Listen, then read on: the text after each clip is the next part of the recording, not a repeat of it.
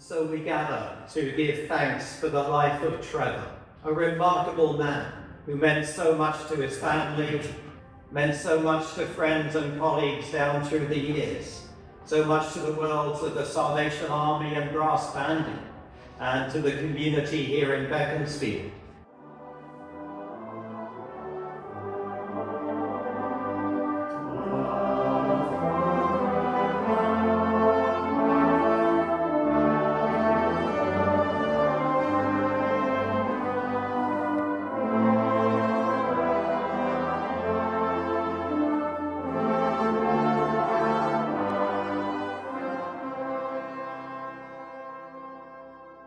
As a young man, Dad served in the Royal Horse Guards for 5 years.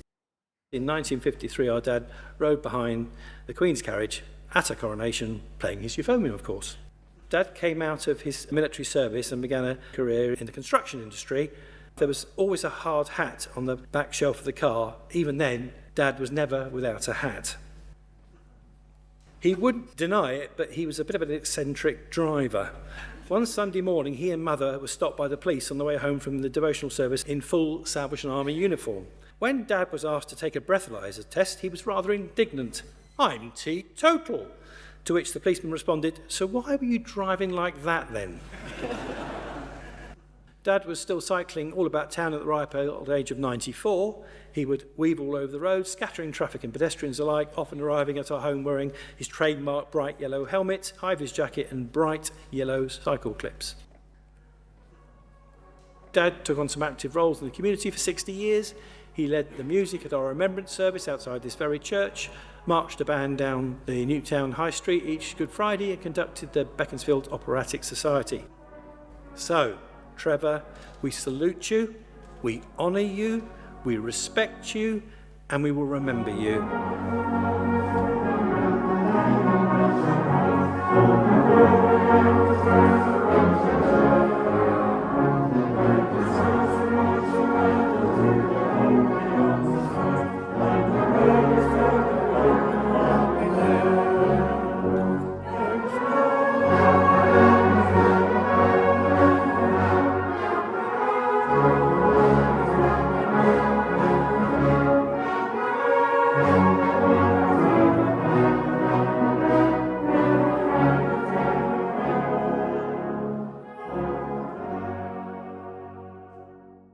The business started in 26 Waterton Road.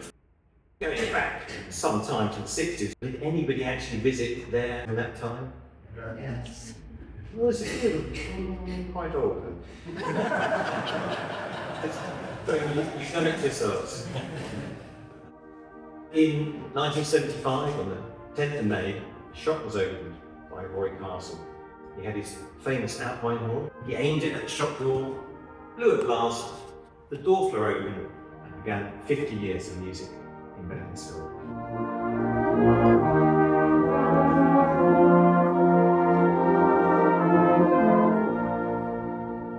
He loved his customers, they loved him. You just had to be a little careful that you didn't go in maybe to buy a mouthpiece and find it walked out with a trombone. He's left us a great legacy in business and in music. I hope that we will all remember him for his humour, but also his decency, his love, his grace and kindness. And if you see any of those qualities when you meet my brother and me, we just hope, well, we certainly take it as a great compliment, because we just know that we're living a good life.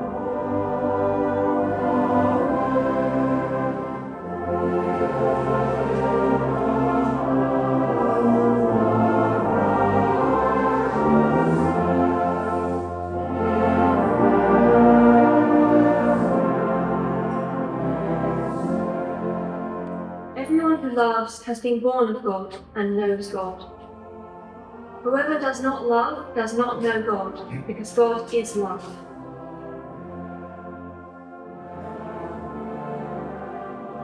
Since God so loved us, we also ought to love one another.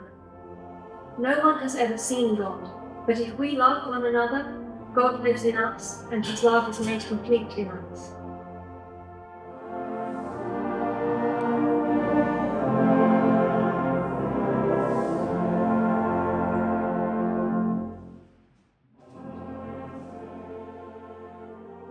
I'd like to share some words from Christine.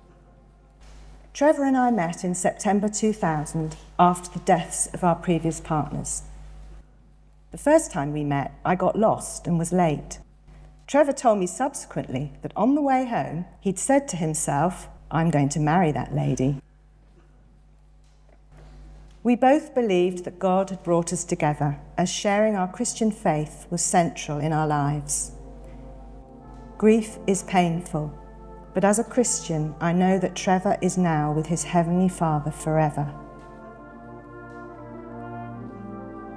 Thank you to my gracious, forgiving, gentle, patient, humble, and handsome Trevor for the honour of being your wife for 23 years.